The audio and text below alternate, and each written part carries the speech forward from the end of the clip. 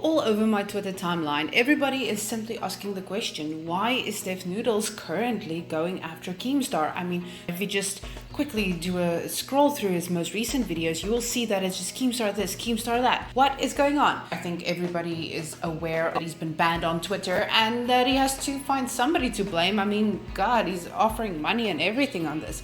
So, when I started my investigation, wanting to look into the arguments and the reasons and the logic as to why Noodles is currently assuming that it just has to be Keemstar behind all of this, I found something spectacular. Good people of the audience, this is not just a story of Noodles versus Keemstar. Oh no. This is a bromance for the ages. Shakespeare could never. This is a story about a cat in a Minecraft house meets a Fupa Lord and the one gnome to separate it all. This is the dramatic retelling of the Noodles story and why this is a bromance for the ages. But be warned, good people of the audience, this is not just a story of love and loss. This is a story of rejection, passion, fighting of the enemies, conquering of fears, and swords to the bitter end. This is Noodles versus the commentary world.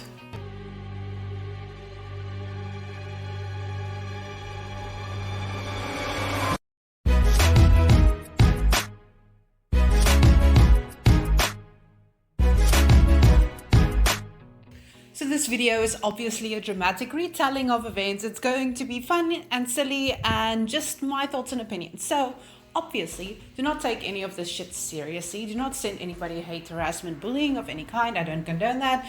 And yes, let's get into it. So due to all this Noodles drama, I thought that I should do an investigation. I thought I should do an argument analysis and see what is his actual point. But woe is me. Lo and behold, I'm going to try and make the wildest of cases in this video. I don't think that there is any logical reason for what he's arguing. But no, there is a logic, it's just not the logic. So here's a shit show in a little bit of a nutshell. At this point in time, for the past year, it seems like Noodles is going after every single commentary person or commentary adjacent person. Good people of my audience, let me ask you this. You've ever found yourself in a situation where against all facts, logic, reason, reciprocation, and your own reputation, against all of those, why did you do that? So I think maybe Noodles is taking it upon himself to fight somebody's battles. The only time I see somebody genuinely and sincerely do something like that is when they're in love, my friend. Maybe this is actually a romance novel playing out in front of us. So if you want to find a point or an argument in this silly little video, then I guess it would be that if we look at the whole character development of Noodles, then it seems like he thinks he's the main character in Scott Pilgrim vs. the World. And honestly, I think that's pretty adorable. Just follow me on my journey. Now, every rom-com writer with their salt knows that a compelling hero needs a backstory filled with initial rejection. That way we can have an underdog to root for as he strives to prove his biggest critic wrong. This story started with initial rejection from his hero, Kavos. I think it's funny. This has to become a meme. I think it's funny. You can literally see the pain in his eyes as he's saying that. I think it's funny. He finds absolutely no part of this funny. He then tells his audience, after nitpicking every criticism for 20 minutes, that these words that I'm saying don't mean anything to him. Thankfully, I'm at a point in my life where I have self-confidence and I'm not going to place my entire self-worth on someone else's opinion of me. If this was maybe like 10 years ago, maybe I would take your opinion so seriously and like even maybe quit YouTube. Maybe I was that weak-minded. 1 week later, he uploads, Kavos made me want to quit YouTube. I would take your opinion so seriously and like even maybe quit YouTube. Maybe I was that weak-minded. I'm gonna be completely honest with you guys. I've just been kind of sad over the past few days ever since that whole thing with Kavos where he basically tore my channel apart. Everything he said has kind of been cycling in my head. Weak-minded. Oh my god. As you can see, our protagonist here is a lover scorned. He's burned. He's tasted the bitter, sour teat of rejection. It's my ex. A big one? Mm-hmm. Envy. So, what does he do? Where does he go? Well, if you're a typical basic bitch in a Hallmark movie, you go find yourself better, stronger man who can teach you the ways of the world. You know, the best way to get over somebody is to get under somebody else. You know what I'm saying? Now, I do think that if Dave decided to simply take his word for things at this point, he wouldn't have had to fight every person from one community.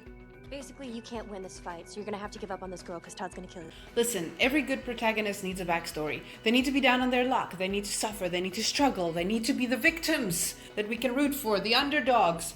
So, our main character, Dave Noodles, was hit unfortunately by, you guessed it, valid criticisms. Mr. Pilgrim! It is I, Matthew Patel.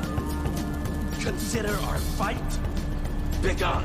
Now, for those not caught up with the lure, what happened here was our young champion, Grady Hooper, first came in on the scene and was probably one of the first critics of Death Noodles. And by that I mean he had a video with less than about like 50 views on it. And Death Noodles decided to put him on blast, thinking that, oh, haha, everybody will not only get the joke, but, you know, they will support him, they will love him, they will cherish him, because why? Death Noodles knows what's up. Instead, Twitter did as Twitter does and kind of called the buffoonery ASAP and dragged our poor protagonist all over Twitter, left, right, and center. It did done him dirty. Wow, the most significant fall from grace. So, what happened after being completely name-shamed and framed as somebody who cannot take criticism, as it's been established? Well, not our Death Noodles. Oh no, child. At this point, we were looking at a budding lolcow as the entire community looked upon his character with the greatest of shame. Now, it is clear that the naysayers were not only targeting him because they were too dead-brained to get his boss-level humor and quick wit, but they also now decided to discredit our hero due to their raging jealousy. Thus, a commentary victim was born. But remember, in order for Quasimodo to have been a true victim, he needed to have been brutalized by many people multiple times. So in other words, other commentators produced quality content and deep dives on our Death Noodles over here. Why doesn't anybody see his potential as a genuine comedic artist, I tell you? And unfortunately, at this point, the commentary community realized there was so much more to this Death Noodles character that they'd released video upon video, and boy howdy, the concert had a sold out stadium. We were here for it. We were here for it.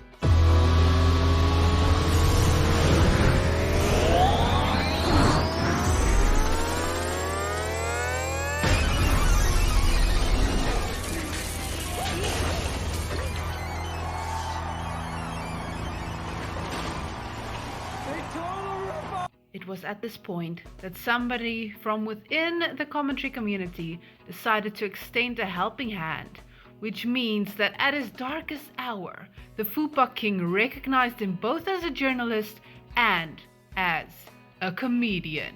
Yes, he was about to turn it all around. Now, if only Death could maintain the favor from the H3H3 fanbase and join his fellow foot soldiers. So, just a reminder. Also, just a reminder, Keem's worst nightmare is coming to fruition here. If you compare his Social Blades, 3 million views in the past 30 days. Deaf Noodles, who we know Keemstar's been deathly afraid of, he has 5 million. Deaf Noodles is taking over Keemstar's spot. Ah, yes, young love. Never has Deaf Noodles been so recognized, cherished, and appreciated for his hard-working journalism, his acquired comedic skills, and his sense of reliability. And I can't believe that this is the kind of creator that Ethan Klein is promoting actively all the time on Twitter. This is the kind of person you would have eaten for breakfast in your prime, Ethan. You would have absolutely tore this man a new arsehole. But all because he's pushing your agenda, Ethan. This is Steph Noodles' world and we're all just living in it. After receiving the much deserved recognition that he needed, the next step, of course, was to redeem himself within the community at large. So naturally, Def Noodles decided to defend the Def Noodles character in front of the whole community by facing off with one of the most basest of bros in a debate-off. You'll pay for your crimes against humanity!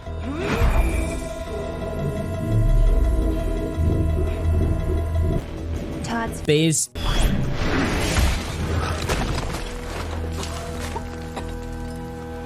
Based red pill. It's not really that big of a deal. So the first time we saw our protagonist decide to have a 1v1 with anybody in the community, that is to face the critics head on in a duel to the death, we had a debate between AugieRFC and Def Noodles. But the problem is that Def Noodles came with all that book learning kind of nonsense where he described to us how we're wrong and he knows comedy and he represents 50s goals, you know, the future of the past is now. The problem wasn't necessarily his arguments, but rather that he didn't quite understand who he was debating. And the problem is, if you're gonna fight in the dirt, you better not be wearing any white. At this point in time, his first ban happened. And you know what? His light, his guidance in this dark path. Ethan was nowhere to be found. He did not reach out. He did not say anything. Girl, he's just not that into you. This was the first red flag, but okay. Def Noodles is in for more, and we are not here to judge. We've all been basic bitches. If you're watching this, you have had a hard time at taking rejection at some point. I'm not here to judge. You know it happened. So basically, Ethan is like the equivalent of that shitty boyfriend that leads you on whenever he needs something and then pretends like he doesn't know you once he's done with you. And unfortunately, Def is playing into that dumb girl stereotype where even the smallest sign of attention is enough for him to abandon all hope and rationality and fight to the death for more of it. But who came out of the woodworks? None other than the person who's been keeping Ethan's attention for over a year by the little gnome that could. So, after seeing the true colors of his hero, Def did what any rational human being would do. He tried to get in with Ethan even harder. There's no clearer example than following the Trisha Paytas subplot. Obviously, since Ethan decided Trisha was good and then bad, Mr. Noodles had to agree, but harder. Let's just compare two clips, one before frenemies broke up and one after. You post on your Instagram story that I had. You did not blur out my name. You put Trisha Paytas in your Instagram story. Trisha shouldn't be that hard on Gabby right now. Very few people seem to understand just how absurdly difficult it is to just blur or cross someone's name out on anything they're gonna post on social media. The 3 seconds of effort it takes can be excruciating. Just like unwrapping candy. Bruh. Many months later. Trisha also indirectly accused Ethan Klein of directing a hate mob at them, implying that the hate mob was started at the H3 subreddit. And then this happened. I'm shaking.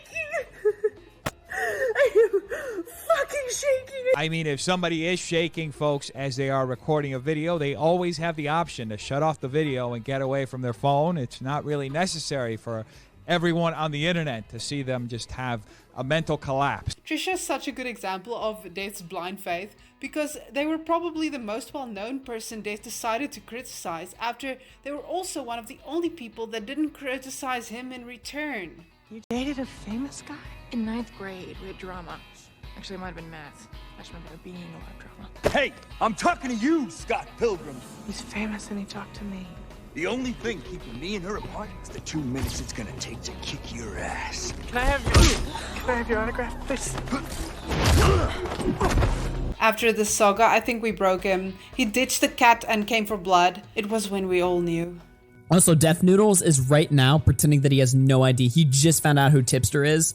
Bullshit, dude. You followed all of us. You were fans of all of us like a year ago. What do you mean? He's acting like, whoa, I did some research to figure out who this Tipster guy is. What are you talking about? You knew us. What do you mean?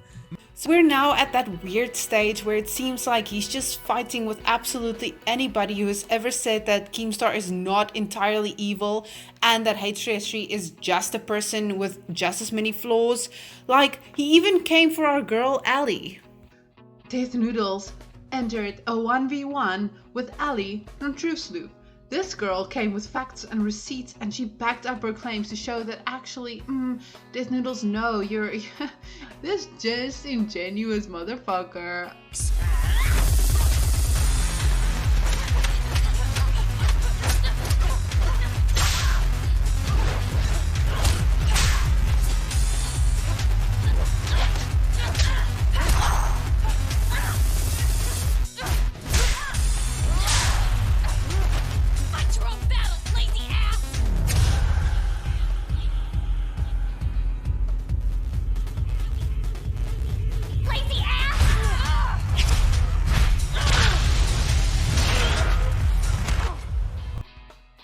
So he tried to discredit her by making the argument that there's no connection between his Instagram posts of rewarding money for finding whoever banned him on Twitter and Keemstar. But as you can see here, literally on his Instagram post, he's pretending like there's no link, but literally out of 9 slides, 8 of them are literally about Keemstar, and then casually one in the end saying, oh yeah, also just 5k, just haha, no connection, lol. No my dude, you know exactly what you done did.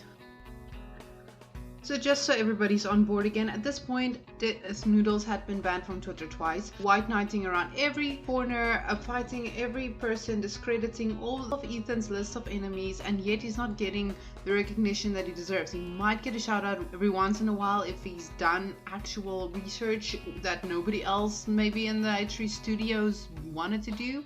But other than that, the only time he's getting any sort of recognition is when his name is attached to Ethan's one true interest, the Keemstar of it all. Whoa, well, I've got no beef with you. Well, what if I have a beef with you? Are you still mad about the whole thing with the Twitter banned ancient history? I'll show you how ancient of history it is. Wait. There's no use crying over spilled Coke, buddy.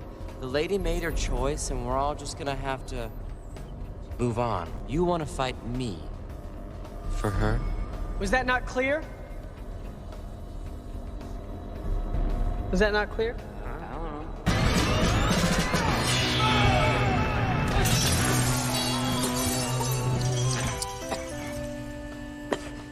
Since he realized that the only way he could maybe get some attention, some hope from our boy Ethan, is if he brings in Ethan's real interest, who is Keemstar. And so therefore we see this kind of shit show that we're currently seeing. I made a candle that smells like my butthole. I don't know about you folks, but I look forward to making my house smell like Ethan Klein after eating a chalupa cravings box at Taco Bell.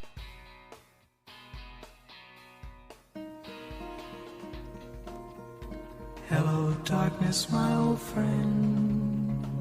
Look, in the end, H3H3 made his choice, and he wants to talk and think about Keemstar and not you. It's sad, but all is fair in love and war, Dave, and in the end, you were just 2 ships passing in the night. Now, if there's only one thing that I want Death Noodles to take away from this message of love and loss and passion and fighting amongst everybody and everything, then you know there's only one way that it could possibly end. And there is only one way this ends time and time again.